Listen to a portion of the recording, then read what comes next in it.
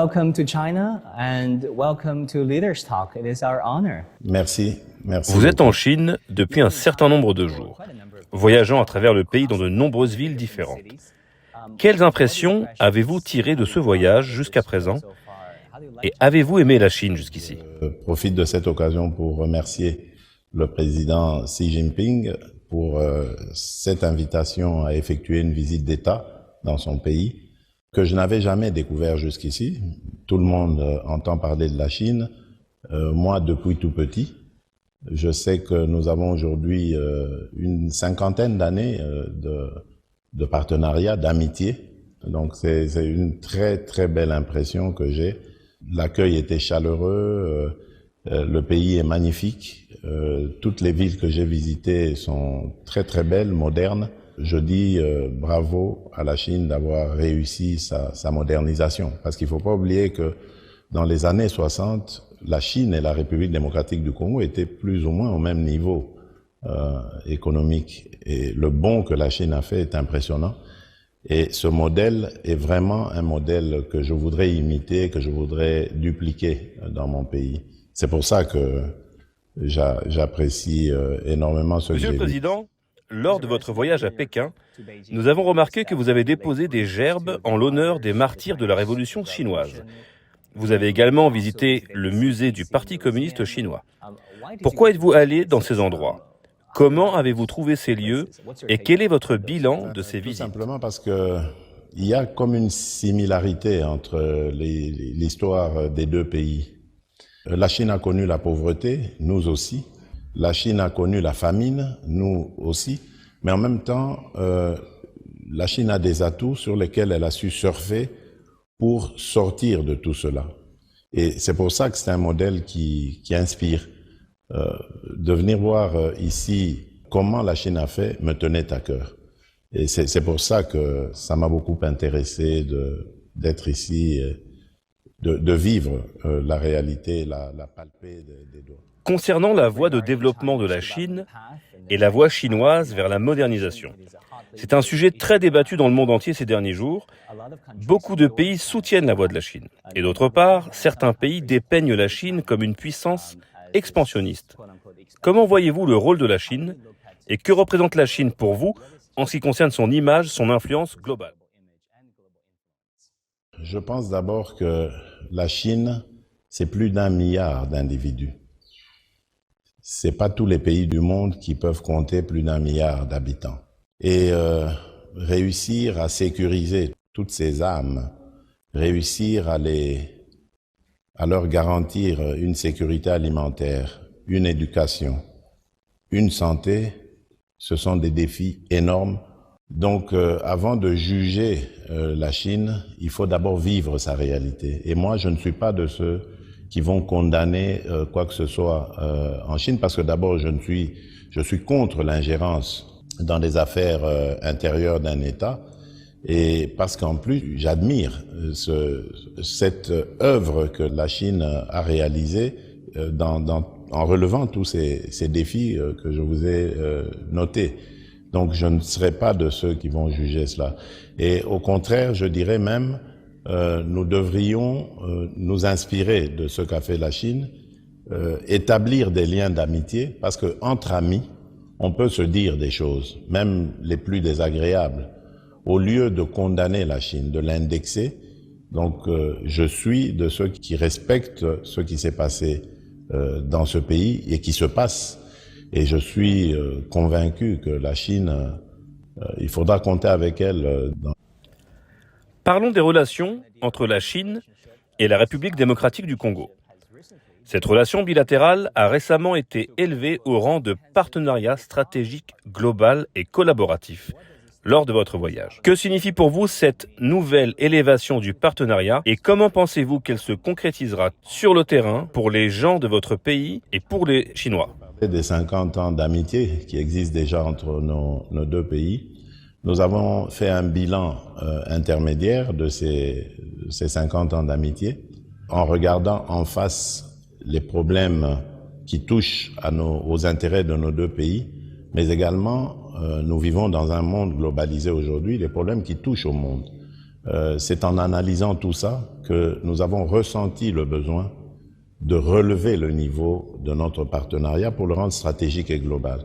Je vous donne un exemple, nous faisons face, le monde fait face à la problématique du réchauffement du climat. C'est un problème qui touche à tous les pays. Aujourd'hui, on le voit par les catastrophes naturelles, il n'y a aucun pays au monde qui en est épargné. Le Congo se définit comme un pays solution, car grâce à son massif forestier, il capte le carbone qui est dans l'atmosphère. Ce sont des atouts qui peuvent contribuer à lutter contre le réchauffement climatique. Nous avons des minerais stratégiques aujourd'hui qui rentrent dans le procédé pour construire, fabriquer des batteries électriques. Eh bien, ces batteries électriques, c'est de l'énergie renouvelable, c'est la transition écologique. De l'autre côté, la Chine a l'expertise, a les ressources, et mis ensemble, ces deux pays peuvent apporter des solutions au monde. Donc voilà le genre de partenariat que nous avons étudié et que nous avons décidé de relever parce qu'il peut produire de très très bonnes choses pour le monde entier.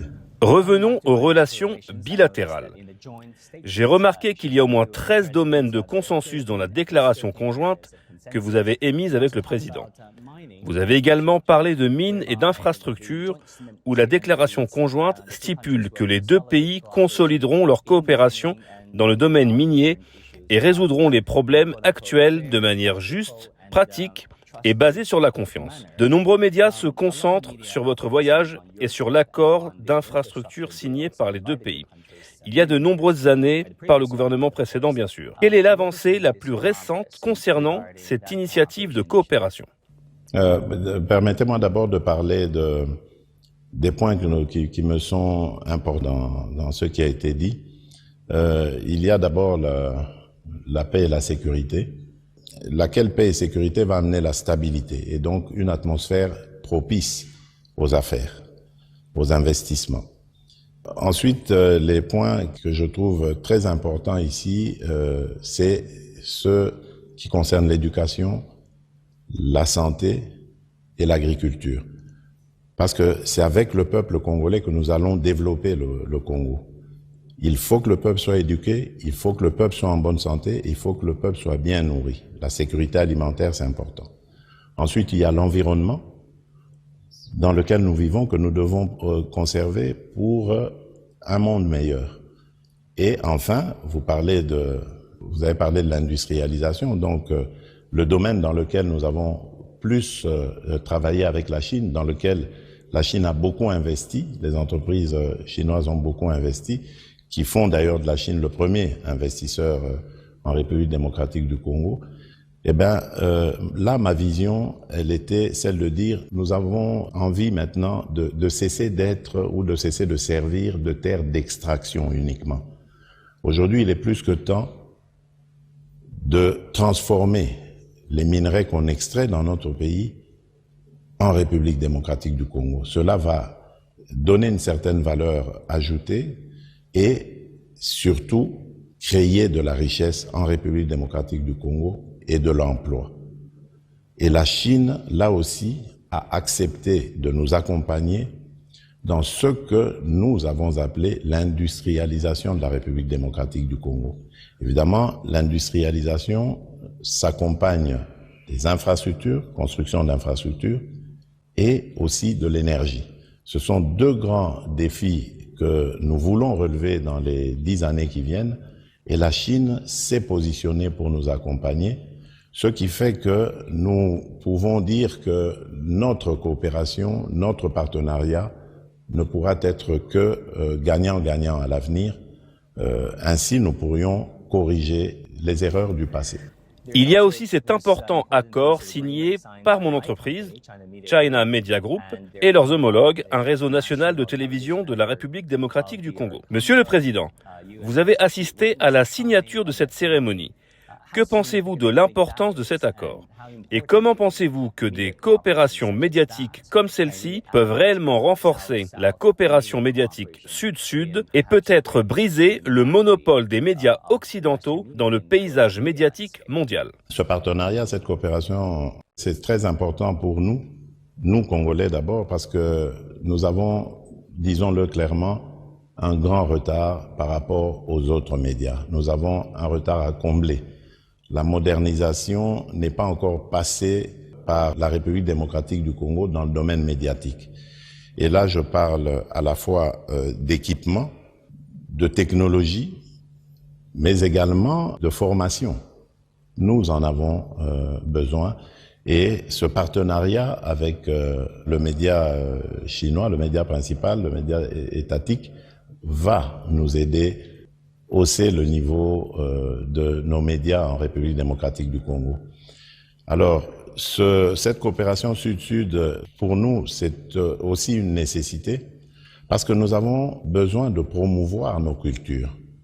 Aujourd'hui, il y a aussi une sorte de bataille culturelle, je ne dirais pas imposer, mais positionner sa culture. Et nous, en Afrique, je crois qu'une des choses à laquelle nous tenons, mais que nous n'arrivons toujours pas à imposer, c'est la culture. Je crois que de l'échange entre ces médias sud-sud va sortir quelque chose de positif de ce côté-là. Et tout le monde sait que l'identité des peuples, c'est la culture, elle se base sur la culture, et nous avons besoin de ce genre d'échange pour promouvoir notre culture. Président Tshisekedi, vous avez parlé beaucoup de paix, de développement et de promotion des cultures et du dialogue civilisationnel. En fait, la Chine a ses propres solutions à ces problèmes, officiellement connues sous les noms d'initiative mondiale de sécurité et d'initiative mondiale de développement, et récemment d'initiative mondiale des civilisations proposées par le président Xi. Que pensez-vous de ces initiatives? De toutes ces initiatives, je pense que ce sont des initiatives qui vont énormément aider la République démocratique du Congo particulièrement, mais en général l'Afrique. Nous sommes confrontés à des défis sécuritaires. J'ai parlé de mon pays, mais il n'y a pas que mon pays. Presque toute l'Afrique est parsemée dans ces sous-régions de conflits qui freinent le développement, puisque ça aussi c'est une initiative que j'ai trouvée très intéressante du président Xi Jinping. Et donc, nous avons besoin que la Chine nous accompagne dans la recherche de la paix avec sa position au niveau du Conseil de sécurité, mais également dans le développement. Et là, elle est déjà très active sur le continent africain en investissant dans les projets d'infrastructure. Il n'y a pas de développement sans infrastructure. Et donc, ce sont des initiatives qui ne sont qu'à encourager. Le but ici étant d'aller dans des partenariats gagnant-gagnant, la Chine venant investir pour évidemment en tirer profit, et l'Afrique aussi devrait en sortir satisfaite, d'autant plus que nous sommes aujourd'hui en Afrique en train de vivre la réalité de la zone de libre-échange continentale. Et donc si cela se passe très très bien, l'Afrique va devenir le plus important marché commercial du monde, avec plus de 2 milliards d'individus. Et donc la Chine se positionne de manière, à mon avis, intéressante, parce qu'elle investit à la réalisation de ce marché commun, et demain, elle sera sûrement une des partenaires les plus privilégiés par rapport à ce marché en construction. Donc, je trouve que la vision du président Xi Jinping est remarquable. Elle est même futuriste, et c'est sûr que les retombées qui en découleront seront positives et rejailliront de manière positive sur la Chine. Je sais que la République démocratique du Congo est le pays le plus riche en biodiversité sur le continent africain. C'est le deuxième plus grand pays d'Afrique. Bien sûr, il y a beaucoup à partager en matière de conservation de la biodiversité. Dans certaines parties du pays, il y a des parcs naturels et des aires protégées. Nous essayons de protéger, de promouvoir la biodiversité. Mais évidemment, nous sommes confrontés à beaucoup de défis. Je pense qu'il faut aussi réussir à sensibiliser la planète entière, et là je remercie la Chine parce qu'elle est sensible à cela, pour que on mobilise les ressources nécessaires promises, par exemple lors de la COP 21 en 2015 à Paris, pour protéger l'environnement, protéger la biodiversité, protéger les pays qui sont capteurs de la pollution des pays industrialisés. Tout cela n'a pas été respecté depuis que ça a été décidé. Il est peut-être temps de commencer à y réfléchir. Et c'est pour ça que la Chine a une position importante, vu le fait qu'elle est parmi les P5, les pays membres du Conseil de sécurité, membres permanents du Conseil de sécurité. Elle peut participer à ce débat et même à la recherche des solutions à ce problème. Monsieur le Président, la République démocratique du Congo possède beaucoup de ressources naturelles. Des minéraux, par exemple, du cobalt, dont 70% des réserves mondiales se trouvent en République démocratique du Congo, mais aussi de l'or, des diamants, du cuivre. Ces ressources ont-elles été une bénédiction ou une malédiction pour le pays ? Et si c'est une malédiction, comment prévoyez-vous, pendant votre mandat, de renverser cette malédiction en bénédiction ? Je ne dirais pas malédiction, mais je dirais à la base de nos malheurs, parce que malheureusement, nous n'avons pas eu de politique anticipative. Nous nous contentions de l'extraction et nous pensions qu'avec l'argent sorti de là, ça suffisait pour développer le pays. Aujourd'hui, nous nous rendons compte que sans valeur ajoutée, ces minerais ne valent rien, en tout cas rien par rapport au développement que nous entendons dans notre pays. Nous avons une population qui est estimée à plus ou moins 100 millions d'âmes. Bientôt nous le saurons parce que nous allons commencer, maintenant que l'enrôlement des électeurs est terminé, nous allons commencer le volet identification de la population, parallèlement au processus électoral. Donc 100 millions d'habitants, c'est beaucoup. C'est pas la Chine, hein, c'est le 10e, mais The largest francophone country in Africa. Bien sûr, c'est le pays francophone le plus large. Et donc, avoir autant d'individus, ça se prépare, ça se programme. Et c'est pour ça que j'ai un ambitieux programme de transformation de nos propres richesses naturelles. C'est très important de le faire. C'est valable à la fois pour les mines, mais également l'agriculture. Tout ce que nous avons fait jusqu'ici, c'était juste de l'extraction et pas de la transformation locale. Avec la transformation locale, nous allons créer de la richesse, nous allons exporter des produits à valeur ajoutée et il y aura des retombées nettement plus intéressantes que celles que nous avons, plus intéressantes que celles que nous connaissons aujourd'hui. Donc pour nous, c'est vraiment important de développer cette politique. J'y tiens.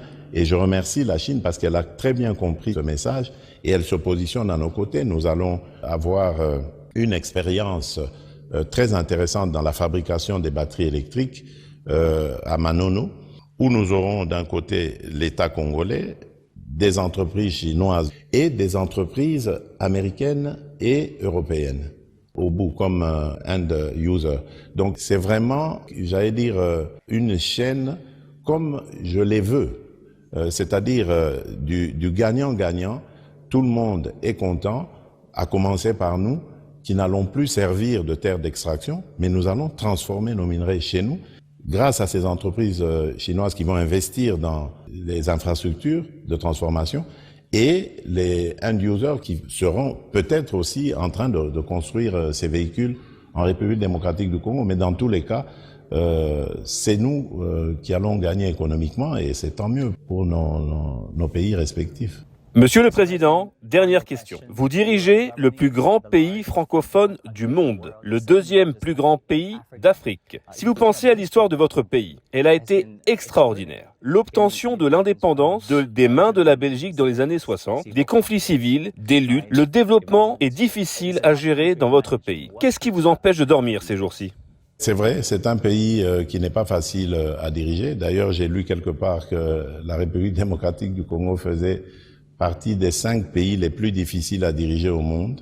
Mais il y a une chose qu'on n'enlèvera jamais aux Congolais, c'est l'amour de vivre ensemble dans cet espace appelé République démocratique du Congo. Maintenant, à côté de ça, il y a plusieurs défis. Et pour moi, le défi le plus important, c'est le sécuritaire, donc ramener la paix, la sécurité, donc la stabilité. Ensuite, je dirais combattre la pauvreté, parce que la pauvreté est à la base et la source de beaucoup de difficultés, beaucoup de conflits, surtout entre les communautés. Et le jour où nous allons atteindre le degré zéro de pauvreté, parce que c'est possible, on le voit avec la Chine, j'ai parlé d'1 milliard d'âmes, c'est vrai qu'il y a encore des défis en Chine, mais la pauvreté est en train d'être résorbée. Et nous ne sommes que 100 millions, donc c'est possible d'y arriver. Le jour où nous y arriverons, je crois que la République démocratique du Congo changera de narratif. On parlera de mon pays d'une autre manière et avec beaucoup plus de respect qu'on nous le donne aujourd'hui. Do you think that will happen in your tenure? The change of perception and the change of narratives? Dans moins d'une dizaine d'années. Our very best wishes. Thank you so much, Mr. President. Thank you for this opportunity. C'est moi qui vous remercie.